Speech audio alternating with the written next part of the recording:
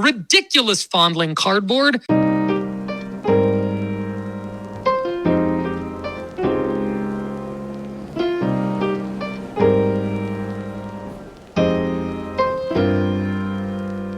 What is up? Welcome back to Fondling Cardboard. I'm your host, Mike Lakusta, aka the Golf Card Collector. And that is a wrap to round one of the PGA Championship. And Xander Schauffele, the guy who can never finish an event, is continuing his dominance of the early rounds of golf tournaments. Xander shot a red-hot 9 under par to sit 3 clear in the lead. And our world number one, Scottie Scheffler, is sitting 5 strokes back at 4 under par. Now, in my eyes, just like the guys from the first cut in the last episode talked about, in my eyes, Scottie Scheffler is really just leaving the door open so that everybody can say they had a shot. Say, guys, I gave you a chance. And I don't know if it's going to be tomorrow or moving day or if he's going to make a big push on Sunday. But I still have faith. I think Scottie Scheffler is going to run away with this eventually. Speaking of the PGA, I'm going to give an update on the PGA pool, the Fondling Cardboard golf card pool. Before we get there, I'm going to give an update on the Bobby Jones debacle with the mail and what the finale is, what the conclusion really is for that card, because it's not exactly what you think. Then I'm going to quickly touch on some modern day basketball nostalgia and finish off with Mailbag and Card of the Week. So you may recall from past episodes that I sold a 1927 Churchman Bobby Jones Famous Golfers Small tobacco card. That's a second year Bobby Jones card. I sold it on eBay and it got seized by customs. I'm not going to tell the whole story over again, but the update, the finale is the nice lady at Canada Post named Miriam found the card and it was redirected back to me, and I'm officially holding it in my hand. And the thing that stands out to me, well, there's 2 things. One, this card is in incredible condition for a PSA 2. Like, it's fuzzy around the corners and whatever, but, it's centered and it's in excellent condition. Like, it's obviously a card that's lived a life for almost 100 years. But for PSA 2, I don't know if it gets much better than this. The second thing that stands out to me is that it feels lighter than I remember. The slab is intact. It's in pristine condition. It's exactly how I had packaged it originally. But I think it's just the PSA slab. I don't know. Maybe the card is just small compared to other trading cards. PSA recently announced that they're introducing a new slab to the market. So for those of you who aren't aware, they're going to be using medical grade plastic, which apparently is, more water resistant, UV resistant, has I believe they said 20% heavier feel, which doesn't sound like a lot, but apparently when you hold it, it feels like a sturdier, more substantial slab. So I am kind of looking forward to getting my hands on one of those.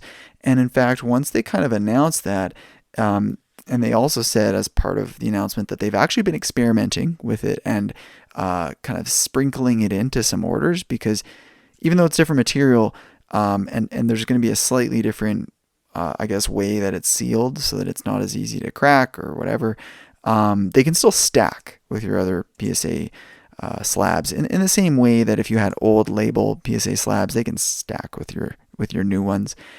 And I think I got one of those test ones about a year ago, because one of my Steph Curry, it was a Rise Above Prism or Spectra Draft Picks Gold, numbered out of 10, Steph Curry wearing his Davidson uniform. That slab was different than the others. And it was not one of those ridiculously thick slabs. Something was weird, and I remember holding it and thinking that I actually liked it. I remember thinking, oh, this is a nice slab. And so I hope that's the case. I hope that's the case because then I've got firsthand experience with it and I can advocate for it as somebody who's held it before. So there you go. But to wrap up about Bobby Jones, this card, I have decided, even though it's only been in my hand for a few days, this card is going to go to the first place finisher in our PGA golf card pool. That's right. Whoever wins the pool, whoever comes first place in the standings, you are going to be the proud owner of this 1927 Churchman Bobby Jones Famous Golfers Small PSA 2 that has lived a life. This card has seen some stuff. When it was seized, it had to go in the pile with all the prohibited packages, the tobacco, the e-cigarettes, and in terms of collectibles, my mind is picturing like a Toy Story situation where all the toys and the packages, whatever, come alive, and there's 1927 Bobby Jones, the card coming alive with all these e-cigarettes. Oh man, it's getting late. If that's where my mind is going. All right, I am not going to be producing an episode every day through the PGA Tour or PGA Championship like I did for the Masters. That was just a lot of extra work, and running this pool again is a lot of work. My mother's visiting from out of town this weekend, so hopefully those of you who join the pool, you appreciate that and enjoy it and win some prizes. This will still be a good episode for you guys. So just to briefly hit on the pool, after the first round, we've got, Xander Schauffele, who's obviously the player who's leading the way, and only one guy, I believe, in the entire pool, Steve Runyon, picked Xander. And well done, Steve. You are sitting in first place, 21 under par with your top 4 scoring golfers. And sitting in second is Dane at 17 under par, just 4 strokes back. Ryan Seelock's in third at 16 under. Gabe Jones is 14 under in fourth place. And then we got Brian Overheight and Justin W at 13 under, tied for fifth. In terms of the picks, number 1 pick by a mile, of course, was Scotty Scheffler. It actually wasn't by a mile. We only had 19 people join, and Scotty got 9 picks. So I found that interesting because, Scotty really should have been the favorite. Like everybody should have picked him, just like in the Masters. More than half of people picked Scotty as their first round pick. I did something differently in this pool, though. I did not display the picks until after the deadline closed. And one of the other admin for Golf Cards and Memorabilia, Brian, if you're listening, you're a bit rough around the edges with the way you approach things. Let's say, you can be a bit gruff at times. And Brian messaged me and said, there's no way I would join any pool where the picks are displayed ahead of time. And so I try to have, a nice conversation about why that is, and if there's any merit to the way I was hosting the pool in the past, where everybody had access to the spreadsheet from day one before the event started, and so they could just see everybody's picks as they come rolling in. But he had a good point. It causes some strategic thinking, because once people submit their picks, they can also revise their picks up until the deadline. And so there's this mad dash kind of meta game going on where people are analyzing who the picks are and trying to pick players who others aren't picking, so they kind of have a differentiator. Or I'm sure there's other strategies that shouldn't be played in this kind of a pool or this kind of a contest. So I put the poll out to the pool participants, and I kind of expected it to be maybe 50-50, a handful of people saying, yeah, I totally agree with Brian, handful of people saying, I really like being able to see the picks. But I was shocked at the overwhelming consensus that people just felt that they definitely believe that it should be closed off until the pool starts, and then they could see everybody's picks. A handful of people mildly lean towards hiding the picks until after the deadline, but a lot of people strongly felt that way. And honestly, only a handful, like 2 or 3 out of the 19, felt that it was nice to see the picks ahead of time and keep them public before the event. And even those answers were just mild. They were not, strongly beliefs. So I learned something for the past 5 years. I guess I've been giving people too much information, but there you go. So aside from Scotty Scheffler, we've got Bryson DeChambeau with 8 picks. So like I said, it's interesting seeing, Scotty and Bryson picked almost the same amount. Then we got Rory McIlroy at 5, Cameron Young at 4, Jordan Spieth at 4, Nikolai Hodgegaard at 4. That's kind of nice. I mean, we got a wide spread of picks in this pool, so it should make for an entertaining event and a topsy-turvy leaderboard. So I mentioned that the Bobby Jones is going to go to the first place winner of the pool. Second place is going to get a Tiger Woods patch card. That's right, it's a Goodwin Champions memorabilia card worn by Tiger Woods. And then third place is going to get to choose between 2 cards. One of my Daniel Berger rookie autograph cards in a Gem Mint PSA 10, or instead of Daniel Berger, third place can choose a 2022 Goodwin Champions Will Zalatoris Platinum Ocean serial numbered out of 75 rookie card PSA 10. So third place can choose one of those 2 cards. And then, of course, fourth place through 19th is going to be various consolation prizes that I won't necessarily announce, or I might not announce them right now anyways. And then if I were to win, or if I were to come in the top 3, I've decided that I'm going to be assigning my prize to whomever comes last. So if I'm at the top of the leaderboard, you better hope you're sitting at the bottom of the leaderboard. In terms of draw prizes, I'm putting out YouTube videos with duck races and that sort of thing. We already did the first round draw prizes, and we had, what did we give away? Oh, the 2001 Upper Deck Golf complete set, which includes the iconic Tiger Woods #1 rookie card.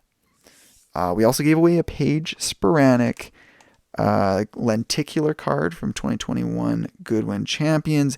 That's a card I actually pulled out of a pack myself, and I had just been talking to the store owner about another Paige Sporanic card. He said, hey, why don't you buy a pack? Maybe you'll pull that card you were looking for. It was the Cosmic card that I was looking for. Of course, I'm trying to complete the Cosmic set. I did end up buying one on eBay, but at that time I didn't have it, and so I opened the pack, and sure enough, I pulled a Paige Sporanic. It wasn't the Cosmic, but it was an insert. It's the Splash of Color lenticular 3D style of cards. So I gave that one away today.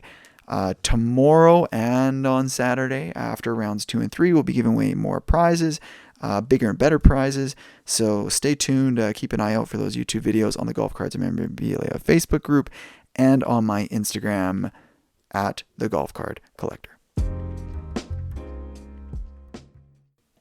We will get back into some golf talk because there's a mailbag question about a particular golfer that I look forward to getting to. But I'm just going to take a little side tangent into basketball because I was watching Game 6 of Minnesota Timberwolves versus Denver Nuggets, and I got to say, Anthony Edwards has arrived. And I know people said that 2 or 3 games ago when he went off in Game 2. And the Timberwolves took a 2-0 lead over the defending NBA champions. Then since then they've lost 2 in a row, so now the series was tied.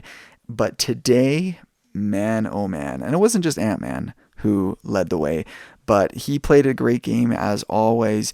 Anything from shooting threes to dunks to just all-out tough defense and tough basketball. When I played basketball, I wasn't the most skilled guy out there, but I was a track and field athlete. I was fit and strong, and my effort, was basically just to be hard nosed on D. Don't give an inch. And I'm seeing Ant-Man just playing all out iron basketball. So one play he got great drive to the rim, and got knocked in the air, and he came down, and the height these guys can jump, that is a pretty big fall. And he's got a lot of mass to his body. And he came down straight on his lower back. He'd landed on his lower back. couldn't even get up. Like he was laying there like it, and it wasn't like dramatic like a LeBron James kind of flail. It was like this guy was hurt. The announcer said, it's probably the best time to be a 22-year-old because sure enough he got back up, and he had to take the free throws or else he wouldn't be allowed to return to the game. So he took the free throws, and I think he subbed out for a little bit, went out to the change room, came back, and first play back just played tough D, like full court, full 90 feet of defense, ignoring all of his offensive accomplishments. That's what really won me over. So it reminded me of an Anthony Edwards card that I pulled. So I shared this story in a recent episode. I believe it was 2 episodes ago, maybe 2 or 3 episodes. It was the one with Paul Hickey, as to whether or not sports cards collectors and investors can be friends. And I shared the story of how I got back into the hobby, or got more serious back into the hobby. I've always kind of collected cards to some degree, but a friend of mine reached out. He was a bit of a retail flipper, and he saw that I'd posted on a Facebook group trying to sell some Pokemon cards. He said, "Hey, I didn't know you collect cards, blah, blah, blah." So he ends up selling me a Don Russ 2020 NBA blaster box. And I paid probably 50% over sticker price or MSRP. But I was intrigued by the cards, and the laser cards are the ones that really stood out. And I pulled a green laser Anthony Edwards rookie card. And that's amazing. Like I ended up with some pretty lucky pulls in my first few blaster boxes getting back into the game. And that set me down a bit of a road of ripping wax just like the old days. And then it took some time for me to realize, I just got lucky at the beginning. So that's always the worst. But it was great pulling that card. And, at the time, everybody was chasing LaMelo Ball. You guys remember LaMelo Ball? That guy that keeps getting injured? Anyways, so Anthony Edwards, I knew he was the number 1 draft pick and he was phenomenal. But, I was looking at this card and I wanted to hold on to it for a little while. And then after a year, PSA kind of opened up again and I got it graded. It came back at PSA 9. I also won a Blue Velocity Optic Anthony Edwards rookie card and a LaMelo Ball Optic Blue Velocity rookie card. And I won them together in a Raz on a Facebook group. Ended up trading the LaMelo Ball at a card show, but I got that man graded, and both the Blue Velocity and the Green Laser came back PSA 9s. And I remember feeling disappointed, like, it's a 9. And I kind of brought them around with me a couple times. I went to card shows, and I ended up just selling them to somebody. I think it was like $60 each Canadian, so $45 US. And, just my luck, Anthony Edwards has finally arrived. His prices have gone up like 50% in the last month. And he is like the only guy, I'm sure there's maybe 1 or 2 other examples, but he's one of the only guys whose rookie cards have actually increased in value since they first came out. And that's crazy to think about, because that's how the hobby is supposed to work. When people think about trading cards, in particular people who aren't in the hobby, they think, oh, the rookie cards, aren't those supposed to go up as value as they get older? They don't realize, man, when a product comes out, it is at like its peak. Honestly, for the most rookies, it will never reach that price again.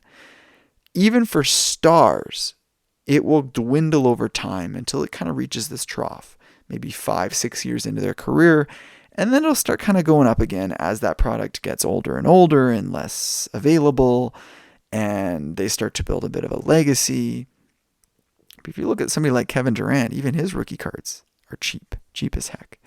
Anyways, I miss that card. I miss that green laser in particular because I pulled it out of one of the first blaster boxes, getting back into the hobby, and getting one of my first grading submissions with PSA, and just the memory of holding that green laser card. And it's got me thinking, should I go onto eBay? Should I go look for a green laser card? But I decided it's not the card I pulled. even though it's the identical card, it's not the precise piece of cardboard that I pulled. And so I've kind of decided if I get back into collecting Anthony Edwards, or if I even want a single Anthony Edwards card, I want a Donruss Laser rookie. I don't want the green laser though. Even though that's the one that I have this memory of, I'll know that's not the one I pulled. And so I may end up, settling for an orange laser or something like that. But the blue is numbered out of 49, so it's low serial numbered. It color matches the jersey. It's an amazing looking card. But of course, people are asking $1,000 for it. So we'll see how things settle in. As for card of the week, I pulled up a picture, you wouldn't believe this, from 2 years ago, of that green laser Anthony Edwards from when I just got it graded. When I got the grading submission back, I took pictures of all the cards, and I still had it. So there you go. The 2020 Donruss Green Laser Anthony Edwards PSA 9 is the card of the week. But before we get out of here, we've got one mailbag question. This is from Gimme Scarcity on IG, on Instagram. And he asked, what are the Bryson DeChambeau's top 5 pre-Prism cards? I have his PMG red, but with all the cards and autos he has, what do you think is the hierarchy? In basketball, PMG is near the top, but I'm not sure if that is the same for golf cards. All right, so Gimme Scarcity, cool name, cool Instagram handle, and your picture is indeed the Bryson red PMG, so you're not joking around. You're really looking for some Bryson cards. So I'm going to answer this in two ways, because technically the answer is he's got a bunch of one-of-ones, and I'm not talking about the Leaf one-of-ones that were awesome when they first came out, but there's so many of them, and it's Leaf and blah blah blah. They're just meh. They're great collector items, but if you're really looking for like the top cards, I'm sure I could put together a list of Bryson DeChambeau one-of-ones just from Upper Deck. So I'm gonna say his one-of-one RPA rookie patch auto from Upper Deck Artifacts 2021. Even though it's a sticker autograph, I mean, I don't think you can beat that one in my opinion, because it's his first ever RPA, and it's a one-of-one. So it's basically like a logo man if you were to try and draw more conclusions or parallels to basketball. Second up, I would say his Diamond Relics rookie one-of-one, also from 2021 Upper Deck Artifacts. Now, I think most people would delegate that one much lower on the list, but I'm just such a Diamond Relic lover that I've got that one in second. Next up is, honestly, this one probably should be first or second, but all right, this one is actually second. Diamond Relics, that can be third. Next up is the Metal Universe Champions by Skybox. Precious Metal Gems Purple one-of-one. So this is his rookie PMG one-of-one. It doesn't get any better than that, other than maybe the RPA. Then next up, we've got two cards from 2021 Upper Deck Goodwin Champions, and that would be his base Golden Treasures one-of-one, and the same card in the Gaudy version. Golden Treasures one-of-one. Now, Golden Treasures, for those who are familiar with Topps, is basically a superfractor by Upper Deck. It's exactly superfractor styles. It's got the gold circles and same size and everything. So there you go. That's 5 Upper Deck one-of-ones for Bryson DeChambeau. Now, if you're like me, Mr. Gimme Scarcity, you're not going to be able to assemble that collection of those 5 one-of-ones. I don't think anybody can. So here's another list just with some recommendations. That same Artifacts RPA, you can get that out of 85 or out of 10. I actually own the Bryson DeChambeau Artifacts RPA out of 10. It's the gold variation, whereas the out of 85 is the silver parallel. And I think that's kind of his main RPA. Then you can look at SP Authentic, which is one of the more iconic brands in golf because it's the first on-card autographs for these guys, for the most part, when you look at SP Game Use, their sticker autographs, aside from the leaderboard autographs, which are the autograph on like a manufactured leaderboard letter, or a manufactured driver face. So then we got Artifacts RPA, SP Authentic Rookie Auto, and that one's out of $299. Then we get the Rookie Retro PMG, and you own the red version of that. So congrats, man. You've got a card that made the list. Of course, the green variation, which also says it's numbered out of 10, but it says it's out of 100, but there's only 10 of the green, and then there's 90 of the reds. So watch out for one of those as well. Then we got a couple of cards that, I'm going to carry on the theme of cards that carry over from basketball or other sports. And this is actually an area of my own passion. I love the PMGs and the Retro Star Rubies.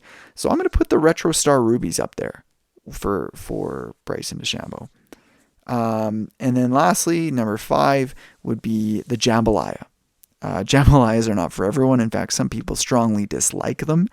I like it because, the Tiger Woods Jambalayas made a big, splash in 2013 or 2014, whatever time frame that was.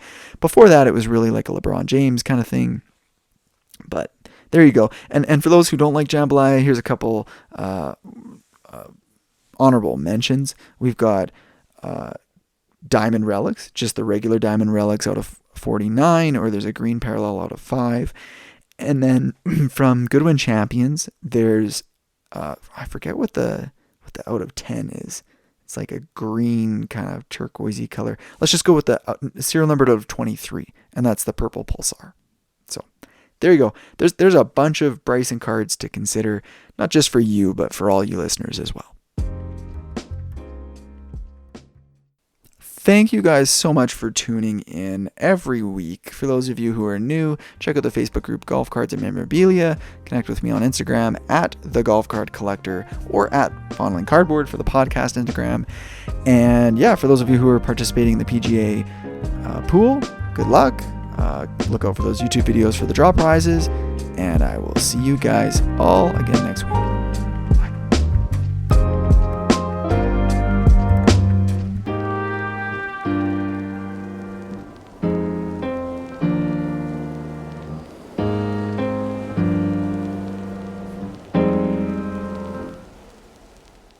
Ridiculous golf card collector.